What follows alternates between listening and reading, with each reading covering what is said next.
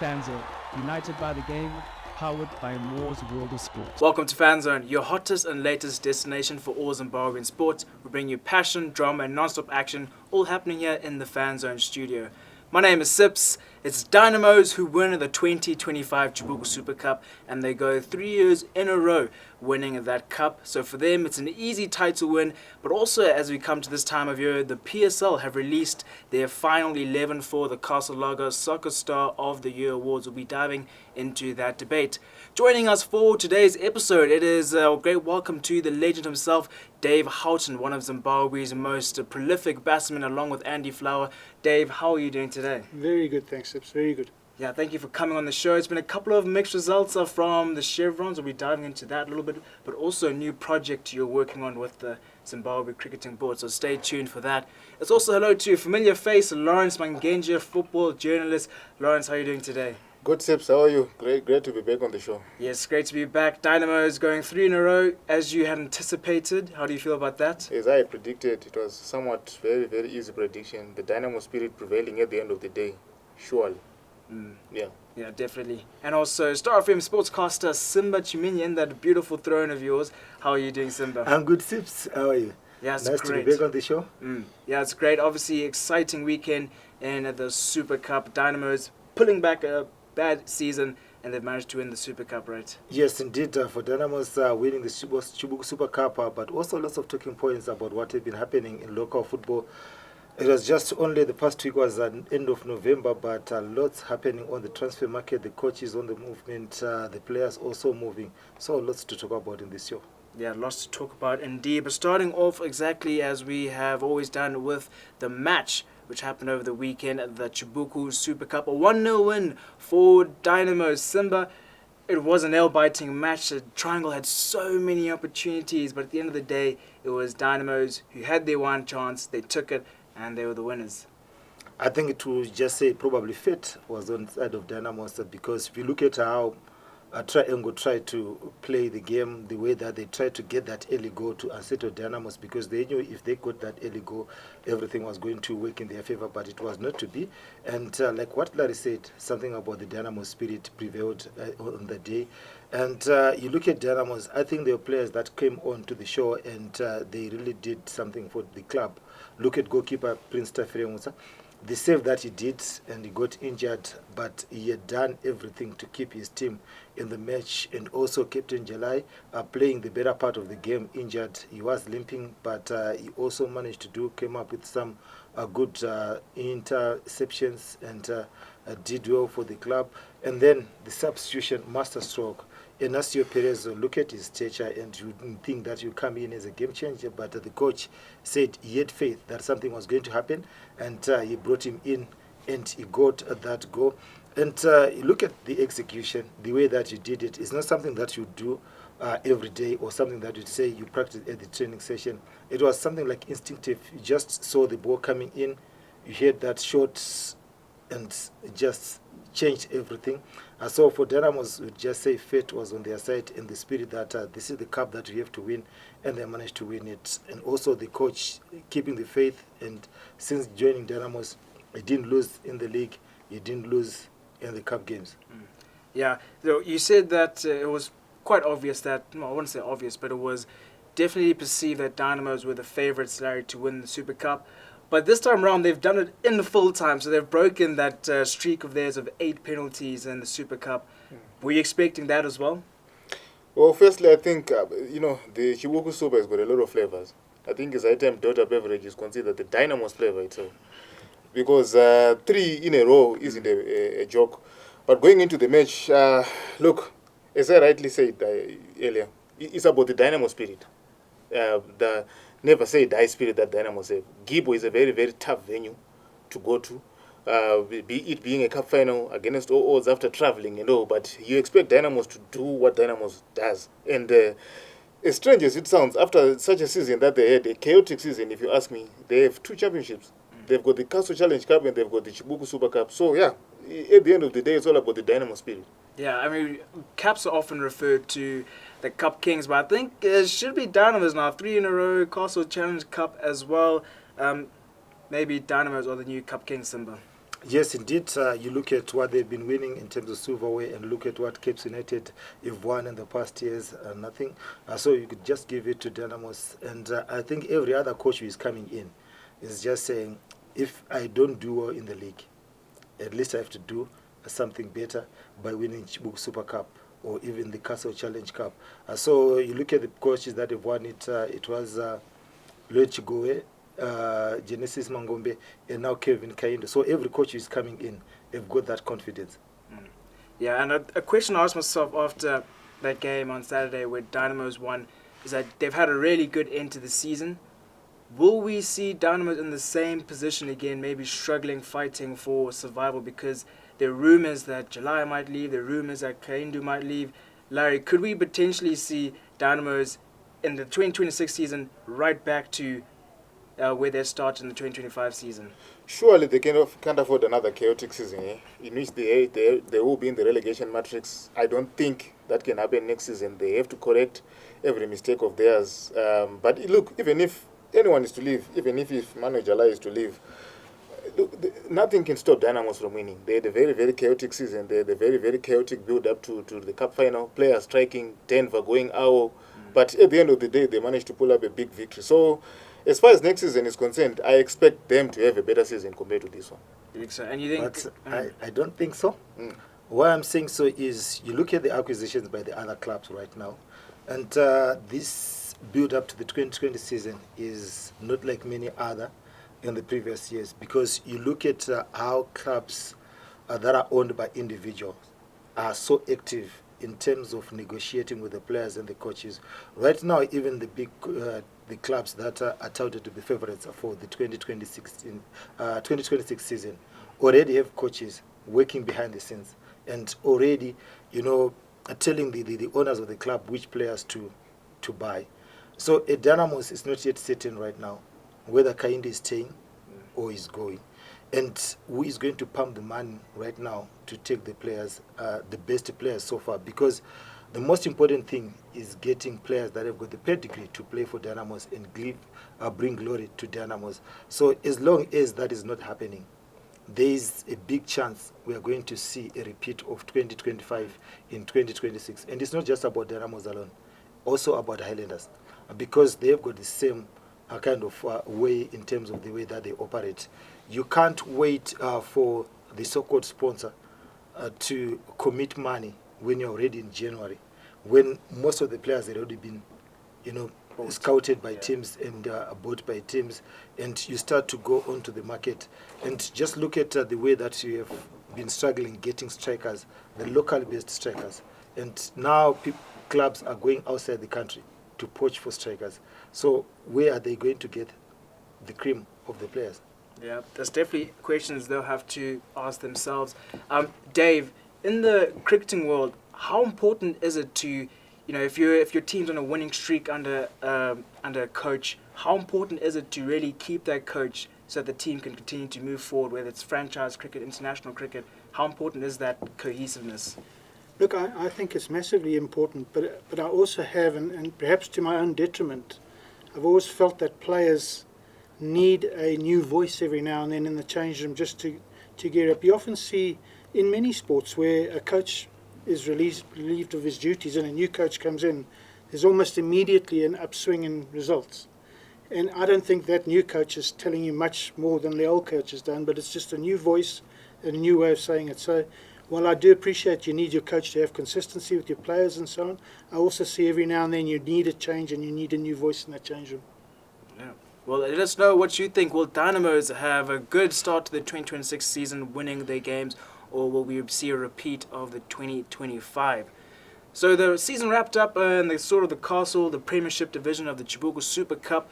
But our D1 expert here is also going to tell us about the champions of champions, Simba. What happened in that Division 1 over the weekend? So there was the Champion of Champions tournament in Kwekwe, and it was supposed to be 4 teams, the winners of the 4 regional leagues, but the Southern Region champions, Bulawayo Chiefs, pulled out. They didn't give us a statement why they pulled out, but they just didn't turn up for the tournament. So they made that they were supposed to play against Agama.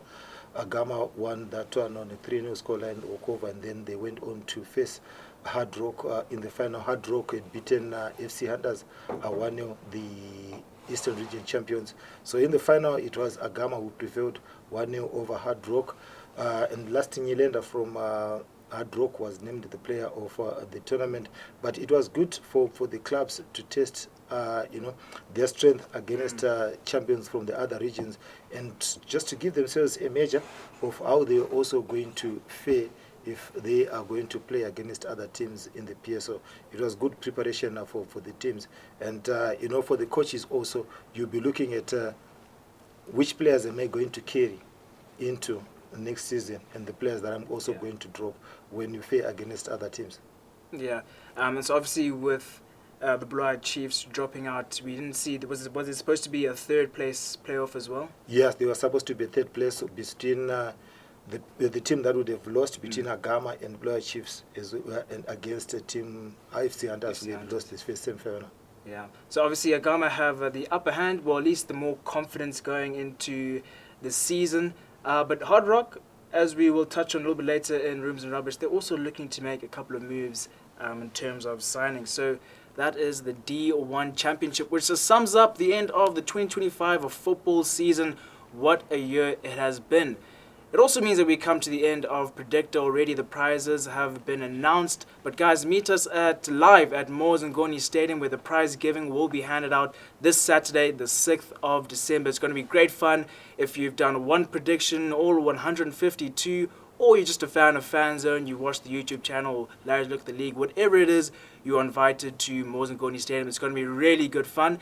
And just to make things even better for you afterwards, there's also the Moors FC after party, which will be happening there, live music. So it is the place to be at Mangenje Stadium this Saturday. Simba, are you excited? I think there's going to be a nice vibe there. I'm excited to see put faces to the prize winners. It'll be exciting to see who's there. Yeah, we'll be very much excited. For me, the most excitement is having the fans. This is their time now. They have been doing the things behind the scenes during the course of the season, but now it is time for them, to be seen. It's no longer the players who are shining, but it's the fans who are shining now. Yeah, definitely. As we said, it's called Fanzone, so we're happy to meet, the usernames and the real people behind the scenes. So Mangenje Stadium is where we will be, guys, this Saturday, the 6th of December. As I had alluded to earlier, with this time of season, it's also the Castle Lager Soccer Star of the Year Awards coming up, and there's some big names. The PSL released their final 11. July is one of the favorites, Machope is one of the favorites as well, and Navaya. Those three are the top ones. But I like the fact that Andrew DeMbare has also been included. We also saw the likes of Billy Veremu from Moors as well. Who are some of your players, or who do you think is going to win this one, Simba? Who's your vote, rather? Okay, my vote is Kevin Moore. Really? Yeah. Really? My vote, yeah. Okay. Why, how come? I thought he did well. For me, it has always been, of course, Jalai and Kevin Moore will be the toss. Why I'm also tend to favor defensive-minded players, because they rarely get that attention that is given to strikers and offensive players. But for me, I thought Kevin Moore was the reason why Scotland won the league. Of course, you can talk about the people that scored goals, but I thought that the way that he also organized defense and the way that he also played in defense was really exceptional. And when you look at all those players that are among the 11, for me, he has also been the most consistent over the past 4 or 5 years. Yeah, that's maybe your opinion. Larry, there also was the inclusion of William Tole. It's not very often that goalkeepers get their recognition. What does that say about the league? It's obviously a good step in the right direction. Yeah, it's a good thing, goalkeepers getting their deserved recognition, because, like Simba rightly said, usually it's just about the players who score the goals, who are celebrated more. So having players who are part of the backline being recognized for a good season, like in the case of Kevin, like he was saying, in the case of also William Tole from Zimbabwe, 17 clean sheets. That's massive, eh? That's impressive, a goalkeeper in the local league. So yeah, I think it's well-deserved recognition for him. And who'd your vote be? For the Soccer Star of the Year, I would slightly disagree with Simba. Yeah, of course, Kevin had a good season. But if I were to vote, I would vote for Washington Avaya. Look, playing for a mid-table team, scoring goals week in, week out, 17 goals.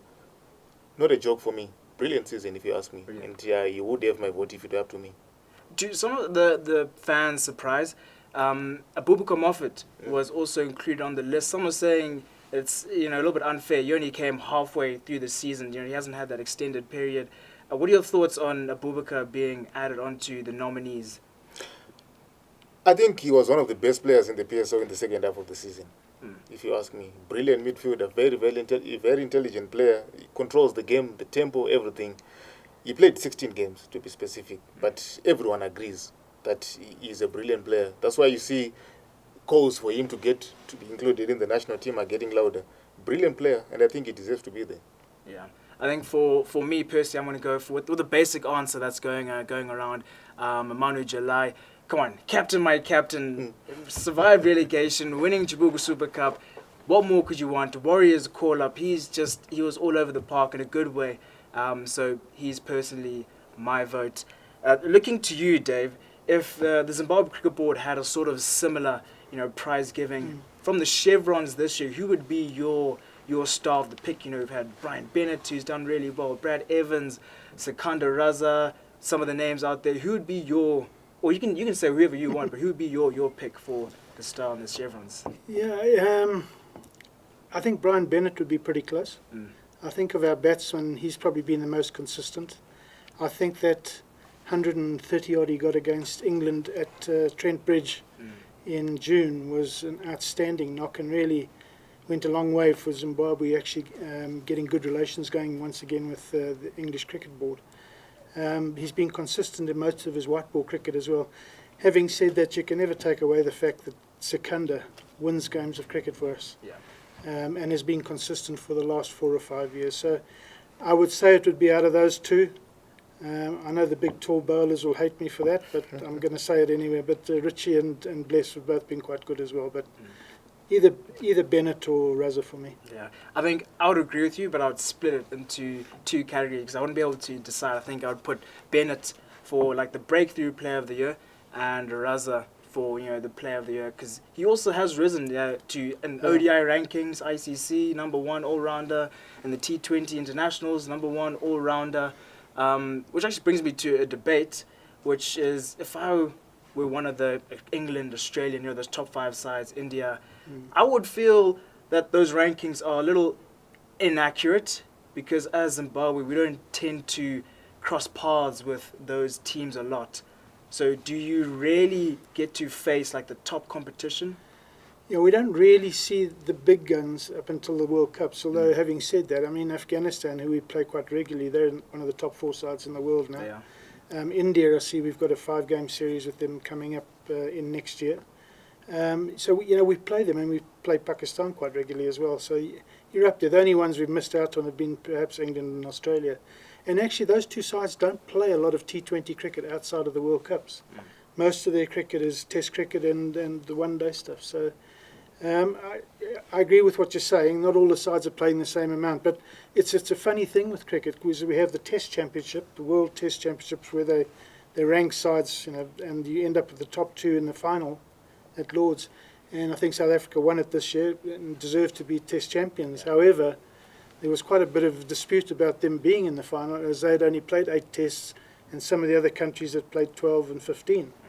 So, how do you go about choosing which way to go? And so it's done on a sort of average point system. So I guess we deserve to be, and Raza deserves to be where he is because of the cricket he plays around the world.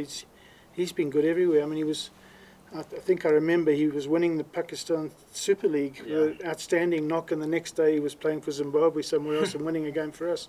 So he gets himself around the world, and he does pretty well everywhere he goes. Yeah. Something that we had discussed with Dean Duplessis a lot on the sports show is that our players, they don't get much international or franchise experience. I think Brian, he should be very attractive by now. Should those be options that he should be looking to explore, but not just Brian, but all of our players in general? Look, the more guys we can get involved in these international franchise events, the better. That's where Afghanistan have come up so quickly. I mean, they've got so many players playing in the IPL, the Pakistan Super League, Bangladesh Premier League, and so on. And really, we've got Raza playing quite regularly. We've got Ryan Burl playing in the Bangladesh Premier League. Other than that, we struggle. I know Zarabani Blessing has been involved with the IPL, but never really played enough games to get the experience. But, you know, the thing is, you can't just put your hands together and ask people to pick you. You've got to put results out on the international stage to become in the light for the guys to actually say, we want that bloke in our team. I think Brian Bennett must be quite close to getting a call-up quite soon from somebody. And I would think Blessing will always be on people's radar if he can stay fit enough. Richie's the one for me, Richie Ngarava. I think he's a fantastic bowler, and he doesn't quite get the kudos he deserves. Quite often he's sort of in the shadow of Blessing, but actually Richie wins us games. And under pressure, he's a hell of a competitor. And I love the fact that he just hates people the other end who've got pads on. And that's what you want from a fast bowler. You want somebody with some natural aggression. Yeah. Well, one of the drawbacks there from Richie is he is quite injury prone. How does he fix that, do you think? He hasn't been so much niggly injury prone. He had one bad injury that kept him out for about 6 months. But, you know, under the strength and conditioning guys that we have involved around now, he's worked really hard to get himself back up and fighting fit again. And if you have a look at it, he doesn't miss many games. So it was that 6 month period. I think he got injured during the test match in England, and he missed quite a lot of cricket for the next 6 months. But that's been the only real injury that's kept him out for the last couple of years. Yeah. So, Dave, as I had mentioned, you're arguably one of the best batsmen Zimbabwe has seen, along with Andy Flower. Let's really cast away all the way back to like your career. The first test you played against India in 1992, you scored 100 that time round, but it was Zimbabwe's first test against India. Do you remember much of that tournament, that test, that series? Well, obviously leading up to it was your country's first test match. It was quite a proud moment just to actually be involved in the team that played. If I can just remind you, though, we were a side from the 80s that applied for test status probably 4 times, you know, and we won the Associate Members World Cups along the way, each time to qualify for World Cups. We beat sides in World Cups. We beat Australia, we beat India in 1 or 2 of them. We beat South Africa in 1 as well, and we never got test status. And along that way, people were leaving, and they were just saying, well, I'm going to go and play my cricket in South Africa or England or anywhere else I can, because we're going nowhere. So when they gave us test status in 1992, we were down to our lowest ebb as a team. I mean, we literally had, I think, 6 league teams playing cricket in the country. Yes, there was school cricket going on underneath and so on, and our development programs were starting to show some success as well. But we were literally down to picking a national team of 11 from a group of about 70, and you're playing against India, who are picking their team from 70 million. Yeah. You know, and as we all know, they've got cricketers everywhere. It's the number 1 sport there. So then to go on the field of play for that first test match and play as well as we did in that game and end up drawing the game and being on the high side of that draw too, because we were inches away from making them follow on, was a real special moment for all of us. I can't tell you how hard it was putting that team together, because I was captain, and we had John Hampshire was our coach from England, and John instituted a pre-test match dinner, which is still, I believe, carried on today before the first test of any series. And then we had it at Harare Sports Club, and it was the days before cell phones. I'm really getting old now, sorry guys, but you know, we literally didn't have cell phones and communication. And after the dinner, I was sitting just chatting to Hamps, and most of the guys had headed off, and one of the players, Ali Shah, came up and said, look, I need to have a chat. And what's wrong? I think I've done my hamstring. And this is like 10 o'clock at night, and we first ball's bowled 10 o'clock tomorrow morning. And we got no way of contacting anyone. Hamps and I sat there and said, well, you know, we came up, the only name we could find that we thought might do a job was Gary Crocker. But he lived in Bulawayo. So we got onto the club phone and we phoned Gary Crocker's home, no reply. We phoned a couple of people and found out Gary was at a party somewhere in Bulawayo. Managed to get hold of that number, phoned. I think he'd had far too much to drink, but anyway, his wife seemed quite sober at the time. We got her to drive him up to Harare overnight. And fortunately, we won the toss and batted, and he slept in the change room. So, I mean, that's how small our pool of players were. And yet we managed to go out there with one of the biggest sides in the world and draw that game and be on the high side of that draw. It was quite an achievement. Yeah. So, as you said before, you applied for test status 4 times before then in 1992. Fast forward to 2025, Zim is playing 11 tests in a year, along with the sides like England, Australia, the top test sides. How's that been watching that process where you've watched, yes, some of the results this year in test cricket haven't been the best, but just to watch them grow and the experience and exposure that they've got? Well, it's the best place to learn is when you're out there playing the games. So to see the amount of cricket that these national team boys are playing now is fantastic. And we got test status in 92. It was near the end of my career, but I played on for another 5 or 6 years to 98, and I only managed 22 tests in 6 years. And some of these guys are playing 20 tests in 2 years. And, they will have nice long careers hereafter. I think one thing that showed up with the amount of tests we played this year is the gap in the test sides has got bigger. The top 4 sides are up there, and then there's quite a big gap between probably the next 8 that can be competitive around them. So it was good experience for us, and I think we played some really good cricket within it. And we did also get some quite big hidings, which is a really good place to learn from. But it's nice to know that we're getting that amount of cricket. And I know that's one of the things that Gilmore McConey has on his mind all the time is getting our national team more and more international exposure. So they've just come back from a triangular one-day T20 series with Pakistan and Sri Lanka. Just missed out on getting into the finals. But that would have been a good experience for them. And then, of course, they've got some games coming up in January and on to the World Cup in February. Yeah. So would you say that there have been a lot of harsh critics when it comes to particularly the test scores, the general scope of the results? Have people been too harsh on the Chevron side, or should we have done slightly better in some of the games? I don't think it's hard to say too harsh. I mean, some of the results we got proper hidings. You take the game in England, we got a good hiding. Having said that, Brian Bennett's 100 that he got there in particular really stood out.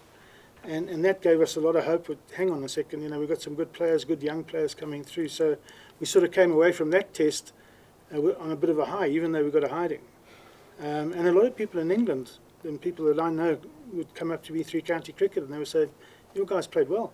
They would, first of all, to play against England in their conditions early in the summer, you're asking for trouble. No one really beats them there. Okay, so we didn't do too bad at all.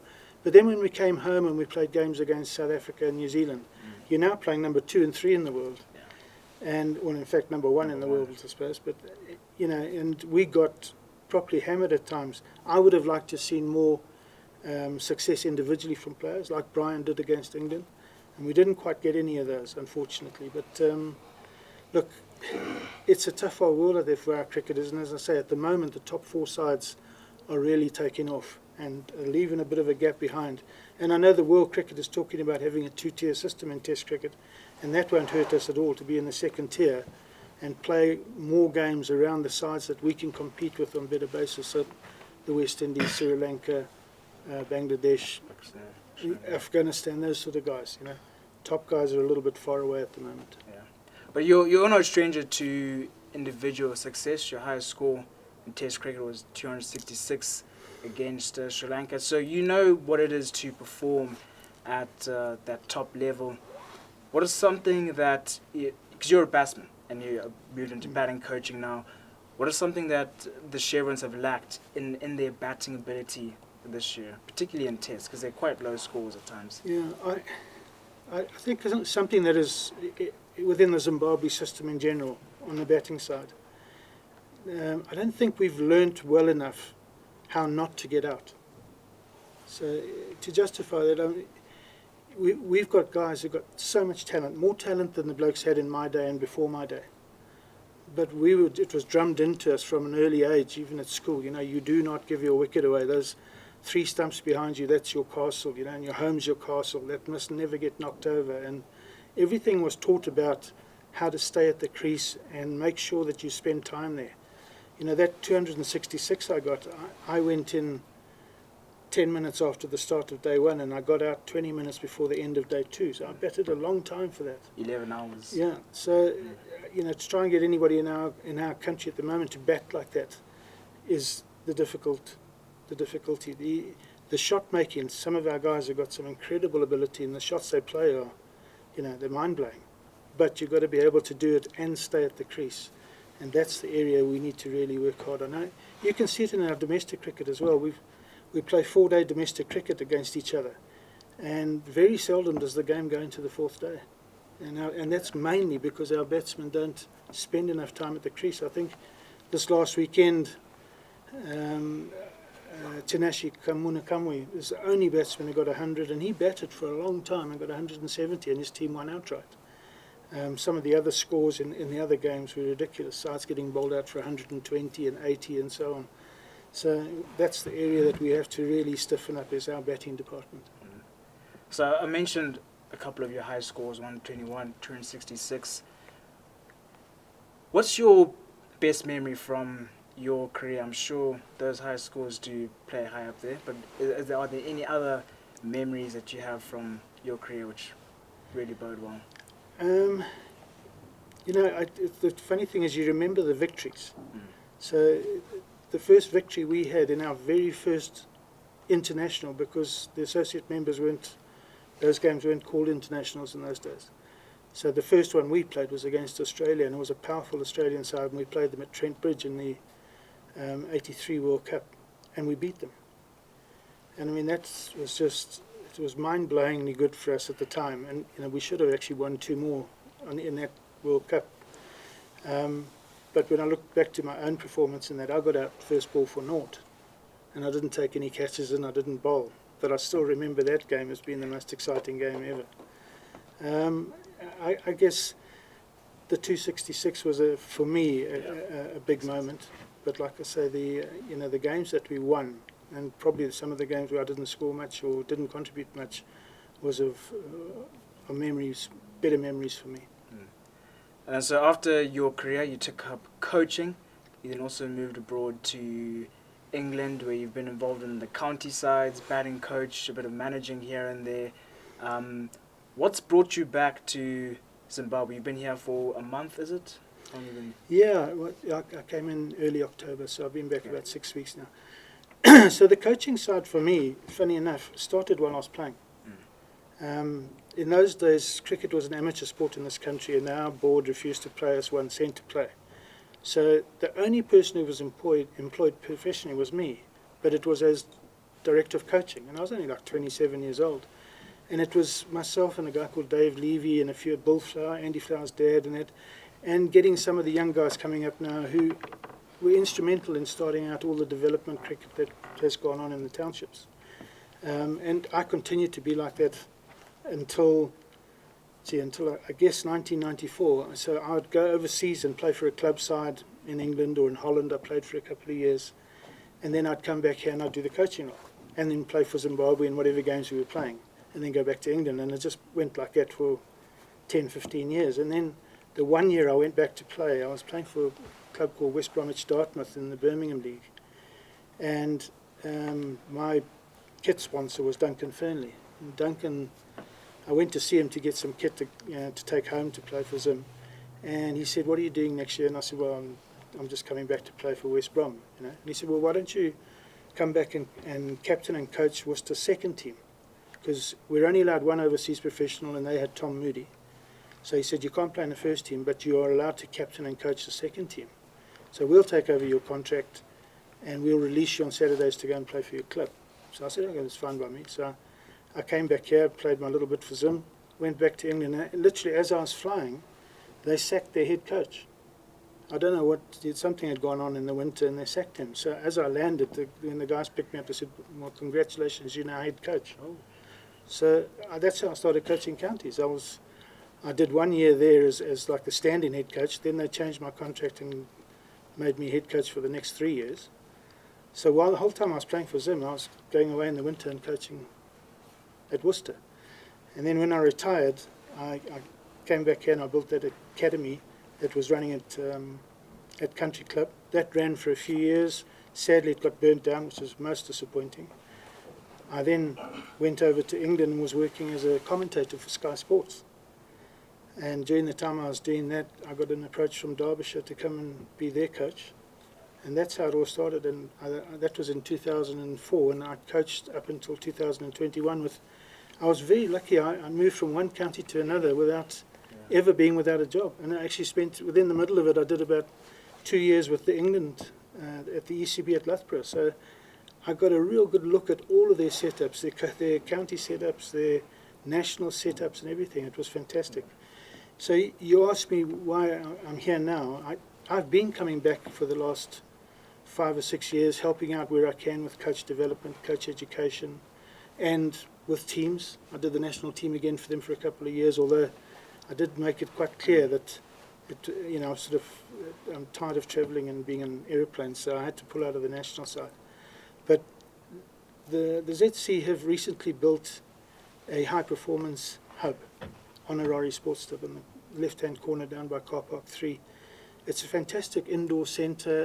It's got offices really, which will have space for me and my staff, national coaches and their staff, ladies national coach and their staff, and so on. We've got a fully equipped gym, lecture area, where we'll be able to do analysis of opposition and so on. And I've come back to try and help them set that up properly, and the program that goes alongside the building. Because you've been experienced, you've obviously, I with have. the county cricket, you've seen the top level, all the what needs to be a part of it. Exactly that. I mean, it's a high-performance centre, and it needs a high-performance program to run with it. You're not going to produce players just because you've got a nice building. It's the program that produces the players. So I'm going to hopefully set that up for them over the next year or so. Combine that with running a young Zimbabwe side tour in England, which I've done for the last 2 years. And hopefully the one will lead into each other. And I reckon within 2 years, when I hit the dreaded old age of 70, I can pass over the baton saying that you've now got a fantastic centre and you're producing great kids. And so this is the first high-performance centre that Zimbabwe has had at that top level for international. Yeah, I mean, we've done academies. So we had that academy initially at Country Club, and then that folded up, and we went for a while without one.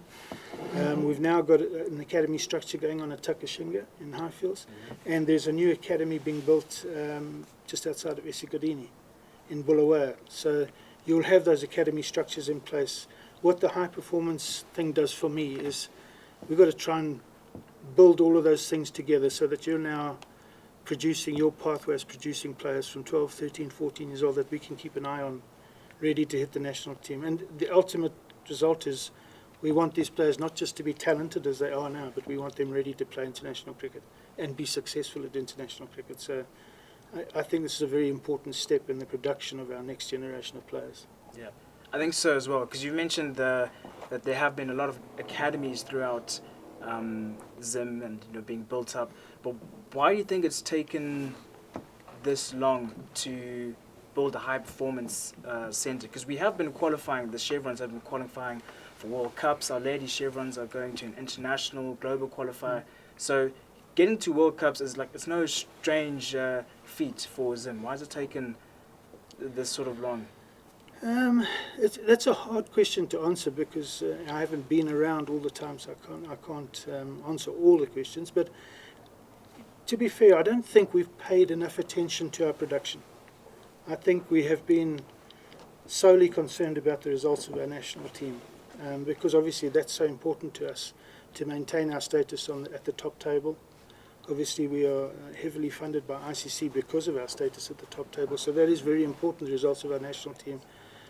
But perhaps we've just taken our eye off the ball a little bit with the junior stuff. And I think one of the hidden secrets of Zimbabwe and why a country the size of ours with a quite small cricket-playing population still produces unbelievable players has always been our junior structure and our schools and that sort of thing. And I think even there we've taken our eye off the ball a little bit. And we now need to knit it all back together again so that we've got that straight line pathway. Yeah. Okay, well, yeah, thanks, Dave. That was a great conversation. I'm sure that the rest of the high performance centre is going to go well, the building, the effort you're putting in. Yeah, when likely is it going to be ready to use and the program will be in full effect? I think, we would have liked it to have been ready already, but in building everything gets held up for one reason or another. we're not that far away. It's really just the finishing touches now. So I think we can look January, February as being a time when we are fully utilising the centre. January, February, then start of the new year when everything seems to be going down and what is happening around. Also in the new year and the new signings, there's plenty of rumours to discuss. One of them being that Norma Mapeza, the head coach, was the head coach of FC Platinum, after announcing his departing from FC Platinum on Saturday. Days later, he was then shown to be signing with Scotland, and it was officially announced that Norma Mapeza is going to Scotland. Simba, come on. Nobody saw this coming. From FC Platinum to Scotland, especially off the back of Ndirai winning the title with Scotland. Did you see this coming? Yeah, because if you had followed the football, and you'd know that Scotland had been knocking on the door, the FC Platinum door, wanting Mapeza during the course of the season. But Mapeza wanted to see off his days at FC Platinum and then would come to Scotland after the expiry of his contract with FC Platinum. But there was also Nees, who was rumoured to... Scotland also interested in Nees. So I guess that was also what we thought, maybe when Ndirai left, that Nees might be the one stepping up. Yeah, Nees was rumoured or reported to have signed a pre-contract before. But you know what happens with the negotiations? You know, one might be shoe in, but things can change on the last minute, or the clubs will be weighing options. You have 1, 2, 3 top coaches. And remember, Callisto Pasua was also in the mix. His name was also there. But from my understanding, Norman Mapeza has been a long-term target for them, and they finally won him. But then that obviously meant that to get rid of Ndirai, who's, you know, as I said, already won the title with Scotland, but also Simba Chiminya the year before. So he's a back-to-back winning coach. Is Mapeza really with that? Yeah, but when you look at the pedigree of the coach also, I think, you know, for Ndirai, you know, when you win a league title, you'd say, this is what I want on the table. If these conditions are not met, then I'm moving. And probably you'd also rewind to the early stages of the past season when Ngombe sister team to Scotland were playing, and they were topping the northern region.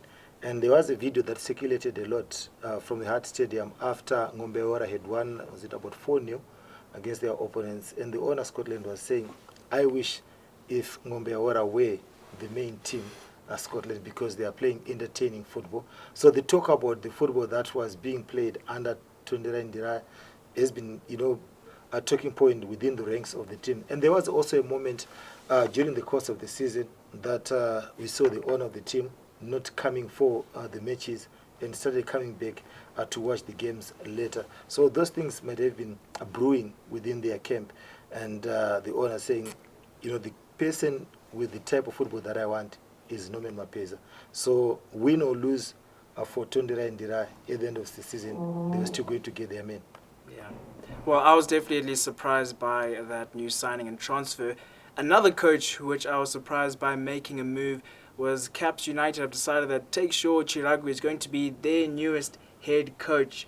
Now, I think, Larry, as you had said, you agreed that Ian Bakala, despite doing his job of surviving relegation, whether or not he would be seen as head coach next year would be unlikely, which you were right about.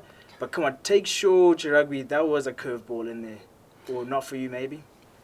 I think he was their initial target. They just couldn't get him earlier. There were some contractual issues with Ngezi Platinum Stars, but he was the coach that they wanted the most. As a matter of fact, when Ian came on board, they announced Ian, isn't that right, Simba? Is the assistant coach? Yeah. They announced Ian as the assistant coach, which means Takeshaw was their target. They couldn't get him because of contractual issues with Ngezi Platinum Stars. But I wasn't surprised.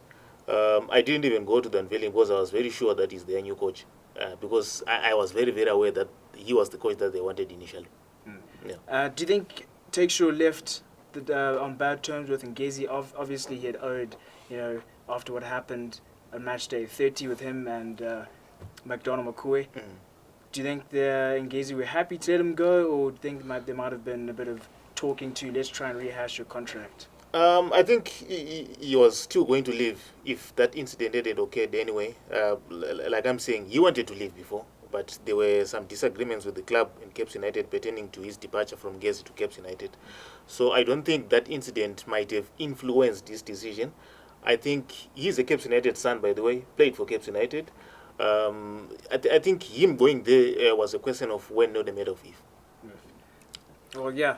Yeah, sure. Because, even when you heard Farajir, the Cape United president, speaking, he said that, when Ian Bakala came, they told him, yeah, assistant coach.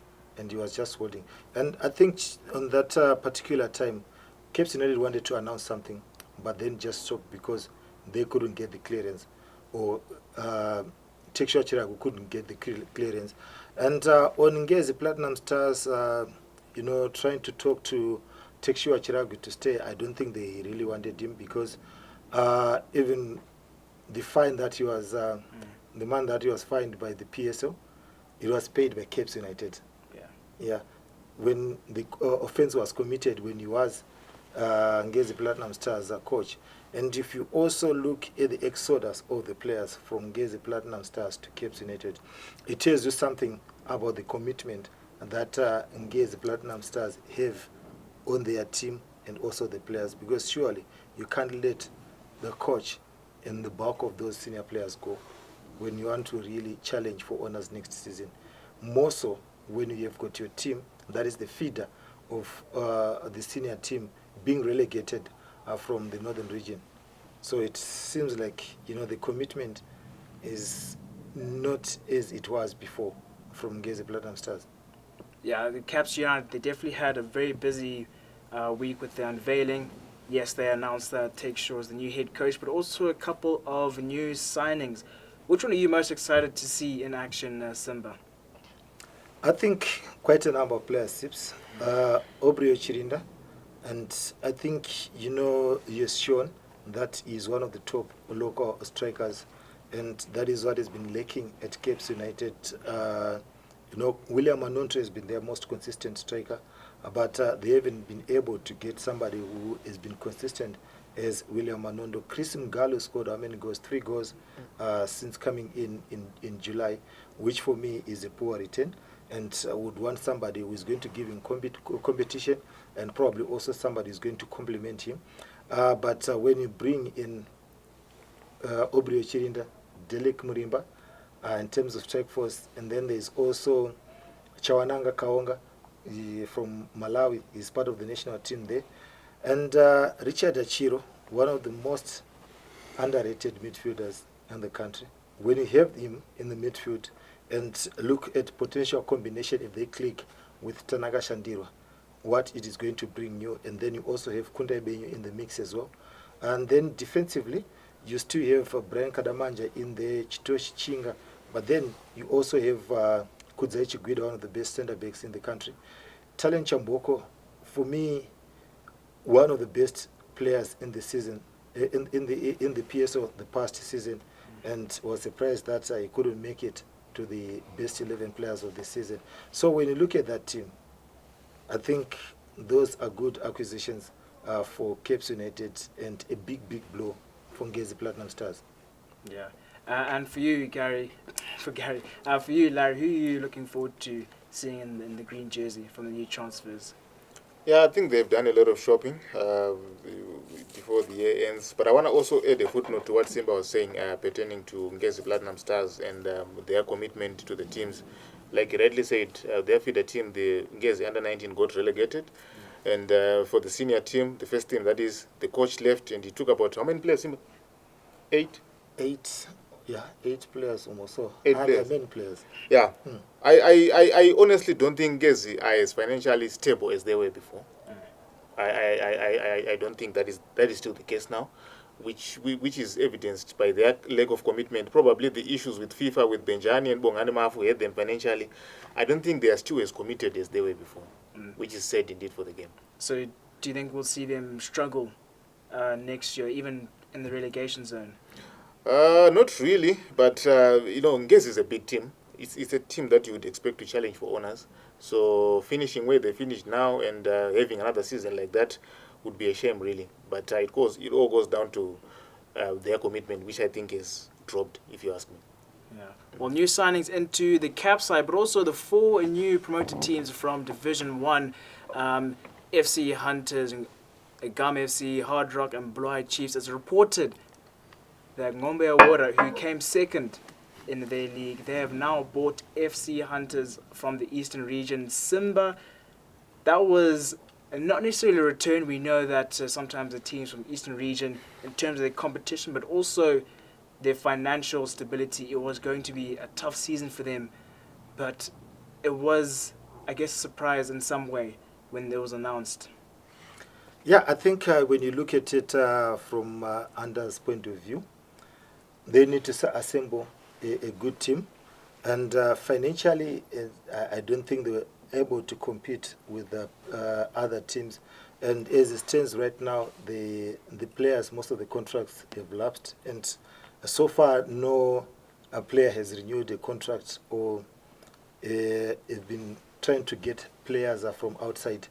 So it was going to be really difficult for them. And another thing is, when you don't have a home ground and you try to put resources which you don't have towards sprucing up the stadium, and when you find a situation like they are trying to advertise to have well-wishers coming on board to help them spruce up Rudaka Stadium.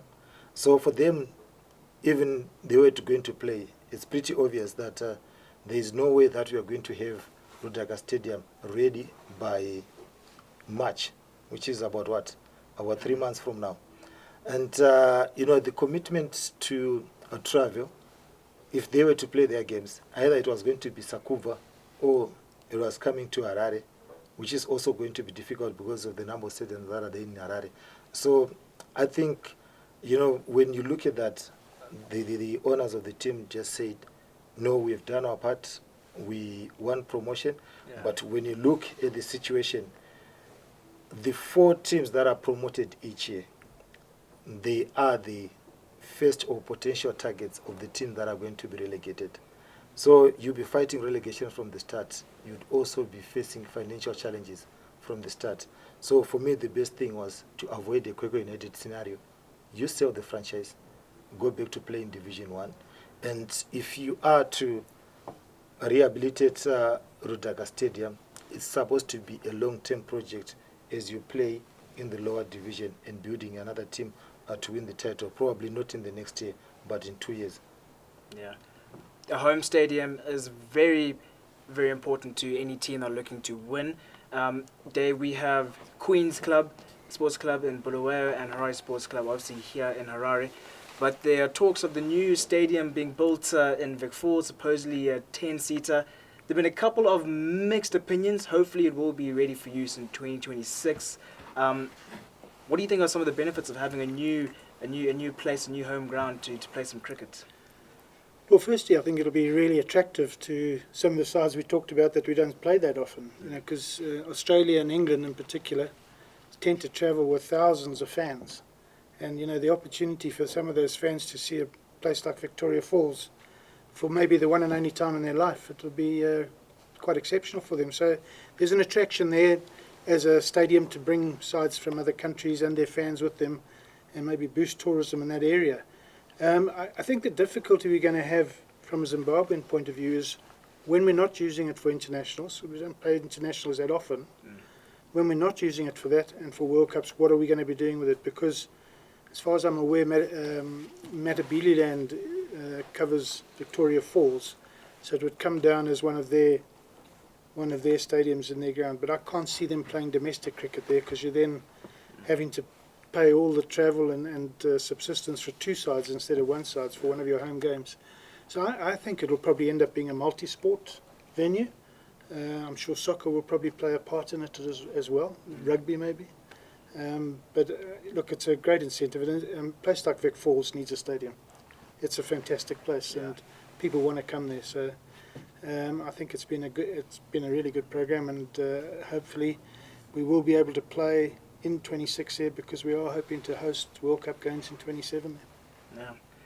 So FC Hunters have had a bit of drama, a bit of rumors going around. They have been bought by Ngombe Awora, but also Hard Rock or Hard at Work, supposedly eyeing out Kaindu, but also Nigel Matina from Moors. So, Larry, my first question to you is it a possibility? Do you think that Kaindu will look to go to Hard Rock? Look, I think he has proven himself to be a very, very good coach. Joining a seemingly out of sorts Dynamos, where it was managing to steer the ship out of danger and subsequently avoiding relegation. It's massive for me, if you ask me. And it was a very, very good achievement, finishing the season without defeat, like Simba rightly said, and actually spicing it up by winning the Chibuku Super Cup. So I think Kaindu would be of value to them, considering their ambition and their financial muscle. He's the kind of coach who can challenge for the championship given enough resources and enough personnel. So I think it will be a good move for them to actually get Kaindu on board. Okay. And also, yes, sir, I think even in the players that are also going that direction, also it reports that William Tole, and they negotiated with Simba Bora that will be going there. And there's also Kolani Lovu, the captain of Chicken Inn, also moving that direction. And Wilfred Madzungu, the top striker in Central Region Division 1 League. Actually, he was the only striker who managed to score more than 20 goals in the 4 regional leagues as well as the Premier League, or 25 goals the past season, might also be going there. So you look at the players that they are also assembling, you'd look at it and say this is a team that is also worth fighting for the title. Because for Kaindu, look at the season that he was runner-up with Highlanders, and also what he just did in the past season with Dynamos. He can do it, but it's not only Kaindu that they are looking at. There's a possibility that there are also other coaches that are also negotiating with. So when you look at these clubs, they have 1 or 2, 3 coaches that they will be negotiating with, and just if one they would settle at the end. And why it's also easier for them to do that, the clubs, they also use these coaches to entice players to their team, because one coach would they would just approach a coach and say, we were looking at having you, which players do you want for next season in our team? So if they want to get a player, they'll use that coach and say, I'll be moving to this club, so I'll be moving, so you can also join me there. So the players would also want, knowing that a certain coach should be going there, but at the end of the day, the clubs becomes the biggest winner, and then they just announce the one that they settled on the last day. Yeah. Well, Highlanders will also be looking for a new coach since Peter de Jong's contract has not been renewed. Larry, has there been any room as to who could be potentially replacing the old Patriot? Because Maboso, they're gonna need to have a good season next year because fans are not happy with their performance. But has there been anyone or any speculation? Well, their club benefactor, that is Whitney Ojivai, wrote a very, very long message on Facebook this morning advising them, or rather trying to convince them, to get former Warriors captain and Manchester City striker Benjani Marwaru to be their new coach. Whitney even said he is willing to pay the salary of Benjani if Highlanders would agree for him to be the coach. I don't see that not happening. I expect that to eventually happen in the final place, because who wouldn't want a coach who is paid by someone and not necessarily the club? So Benjani, a legend of Zimbabwean football, one who is still an infant as far as coaching is concerned, but I expect that move to sail through. I expect Benjani to take over at Highlanders.